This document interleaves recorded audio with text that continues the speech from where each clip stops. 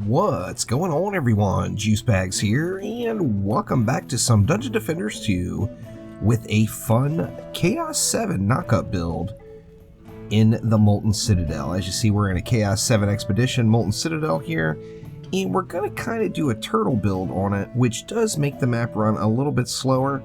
However, it's just entertaining as hell and quite the fireworks show, so let's go ahead and get things started. We're going to start off with 2 Sky Guards right here, and 2 Sky Guards right here.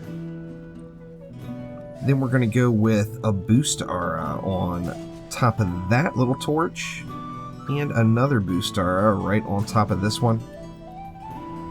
Then we're going to switch over and get 1 snake right here.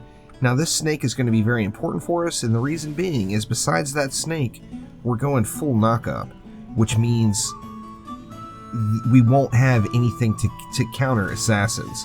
None of our mobs will hit assassins while they're attached to us except that snake.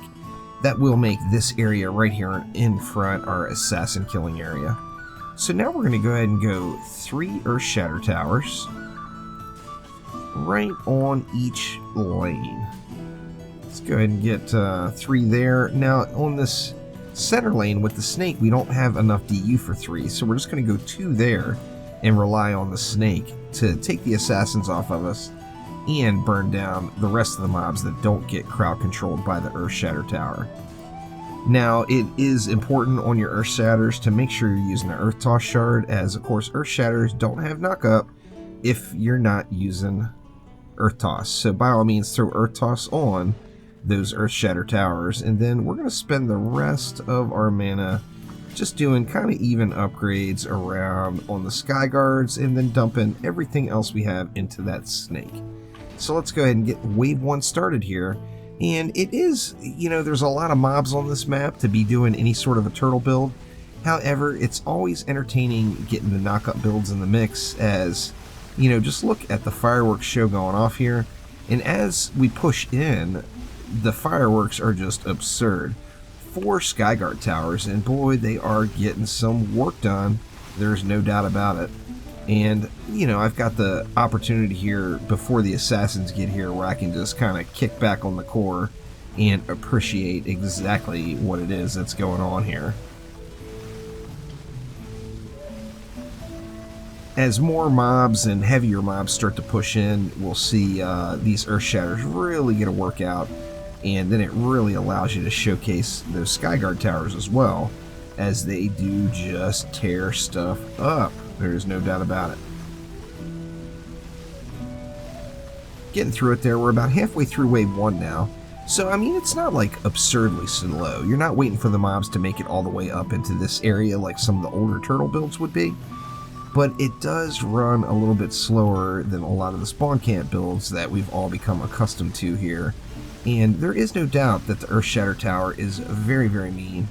The current game, even in super high onslaught, the game gets more and more about crowd control and how you can slow these mobs up. And Earthshatter is definitely, without a doubt, a way to get that done. So fitting a little crowd control into your builds in Chaos 7 is good practice later on for when you get into those high onslaught floors, where that crowd control is really going to make a huge, huge impact. Looks like we're just about done there. We got a few stragglers coming up the rear here. Let's go ahead and just put the hurt on them. And there we go. Now, since the Sky Guards are doing quite a bit of the work, the Earthshatters are hitting hard, but the Sky Guards are just dishing out the pain. I'm going to throw another round of upgrades there. And next wave, I'm going to have Assassins start. So just to plan ahead, I'm going to go ahead and get my snake all the way up to tier 5. That way I can just stand here and the assassins will just burn off of me with that snake there. Now I got 245 left. I think since this lane's only got the 2 Earthshatters, I'll throw a few ups in there and then just let it fly here for wave number 2. Got to keep an eye out for bosses, of course. Earthshatters are currently don't hit Malthius, they don't hit Gorbstock, and they don't hit Cannon Ogres. So you are going to have to be conscious of those bosses, and if one comes, these Earthshatters are not going to get in there and do anything for you. And the fireworks are flying. There is no doubt about that. Even though it's only 4 sky guards going, it just seems like there's so many more projectiles in the air flying through. I tested this one on my Friday live stream yesterday in a 4-player group to see if it would hold up. And there was like no difference between single player and 4-player, even with the additional health scaling from having 4 players in the group. It's still just completely annihilated, and it's because the sky guards are just so powerful. They hit like an absolute truck, and of course, as soon as those enemies become airborne from the Earthshatter, the sky guard is just wrecking them. Now, as I mentioned, Earthshatters do a ton of damage, so don't get me wrong. I'm not counting them out. They're definitely putting in lots of work. But the sky guards you really appreciate on a map like this where you can knock these baddies up. That is 100% for certain. Actually had a lady orc make it to the bottom stair there. Was not expecting that. She got wrecked really quick though, so it's all good. And here we go, we got a Slickelion. So no worries as far as the boss. However, since it is Slickelion and a respawning boss, I'm just going to go down here and give him the old Nuke Monk treatment. Oh, or maybe not. Maybe I'll miss instead. It happens, people. It happens. Caught on the stair for the loss. Alright, so we've got our snake all the way up to tier 5 now, so we don't have to worry about assassins at all. We just want to be conscious to make sure when we get that assassin debuff on us, that we run and stand right here directly in front of the snake. Now, with 1,000 DU left, I'm going to go ahead and put one more round of ups on those sky guards to let them really dish it out, and then throw a round of ups on the Earthshatters as well. And should be good game from here. See if I can redeem myself. Probably not with those assassins in the mix. One of those guys will get it instead. Nope, too late. Slickelion down. No redemption for my failed nuke swing. Not yet. So I'm just going to kind of chillax here. Instead of kicking back on the core, it's just not smart to be standing on the core, of course. Especially with assassins coming. And we know they're coming, as it is wave 3. So I'm just going to chillax right here in front. Put a little DPS in on this lane, why not? And just wait for the assassins to make their move and get a little uppity and come on out for the full-on face roll. This is real similar to that popcorn machine build I did on the same map. However, this is a little bit more of a turtle, a little bit more absurd in the knock-up and Skyguard department. And it's just really, it's a fun and really, really effective build. No deadly strikes on those Earthshatters either. They just have incredible range, so they get way out there even when they're deadly on it. Here comes our first assassin. And we see it just gets melted right off by that snake. So, good game there. Assassin number 2. Farewell to you.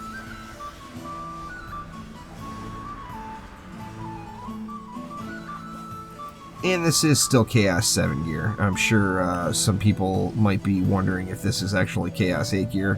One of the reasons I put this build together is it is full Chaos 7 gear. Chaos 8 gear, obviously it would just work that much better.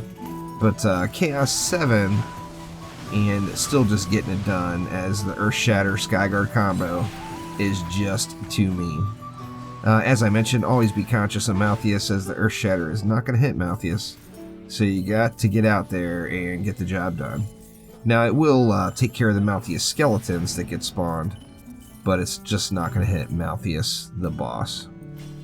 Let's go to tier 5 on these Sky Guards.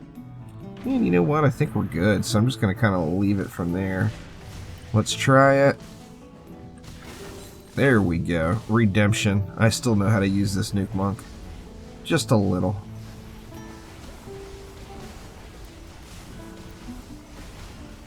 Still got that popcorn machine feel to it, but this one's like popcorn machine plus fireworks show from hell. Actually used 4 Earthshatters on that popcorn machine build, but spaced them out a little bit more, and we weren't getting just this ridiculous amount of multi-lane coverage. I mean, as it stands right now, all 4 Skyguards are hitting every lane. So, good times to be had there for sure.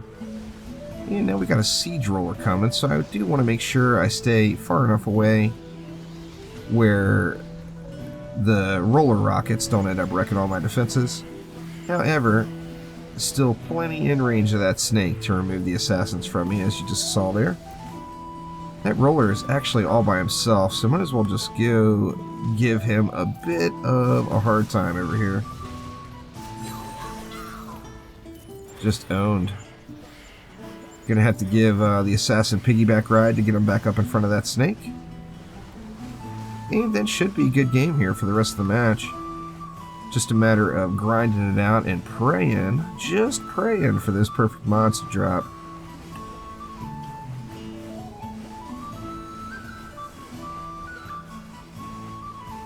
Looking good so far. Now it also lets you see a little bit of the power of that Grave Infection mod, which is one of the new pirate mods that can come on weapons. And let me tell you, it is quickly becoming one of my favorite mods from the pirate maps, as that little skull and crossbones just does a absolute ton of damage. It can crit almost up to 3 million, and I'm not even using a max mod. I do have a good mod though. It's doing 1.5 mil, and crits will go as high as 2 and change. So not quite hitting that 3 million mark, but getting safely into the 2 mil range for free AoE damage. That's just really, really solid. No doubt about it. Let's just get the last wave coming here. We'll go give Slakelion a bit of a headache. Slakelion down. Let's get some of those graves popped here. Actually, let me get them popped at the spawn. There we go, so you can see the damage actually tick. See, there was a 2.392 million. Look at it, just wrecking it. Then that was just one of them procced. You get, you know, some of the tougher onslaught maps with lots and lots of enemies, you'll get 5 of those things, 6 of those things sitting there right in the path.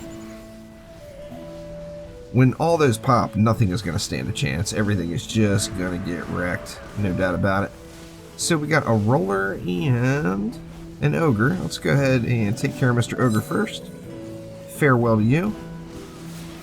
And then off for roller time. Looks like I've got a really long piggyback ride for the assassin this time. Actually, let's let the grave take care of him. Nice. So nice. Skyguard snuck a shot in there at the end. Of course, assassins, when they're attached to you, they're a ground mob. When they leave you, they are a ranged mob. So, or pardon me, they're a flying mob.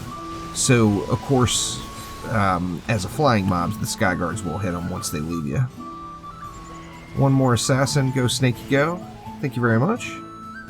And it's looking like the final push, but it's pretty close to good game here for some Chaos 7 Molten Citadel.